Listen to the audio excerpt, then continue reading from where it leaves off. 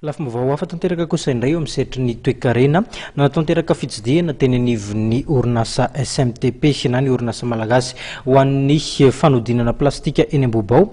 Ny Prime Ministre lefitra misahana ny indostria Andriamatoa Boutzaza Pierrot ny tanjona ao anatin'izany moa dia ny fampafantarana ny vahoaka malagasy ny arena izay ananantsika. Fitenin'ny Rotsy Rakotondray ny eo amin'ny sariny Mamirasoa Anaivo ny andindiny vaovao.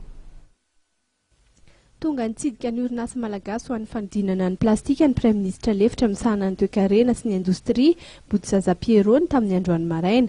Anisan'ny tsidihin'ny Prime Ministre lefitra araka izany ny toerana izay ahitana ny fanodinana plastika ahafana mahazo ny karazana vokatra toy ny tuyau, ny sambo, ny daba-pako plastika. Toy izany indrindra ity fitaovana iray ity izay amin'ny alalan'ny arina plastika izay angon'ireo mponina ka entina ety amin'ny orinasa no ahafana mamokatra ny karazana kapa plastika izay antsoina zareo hoe ezaka.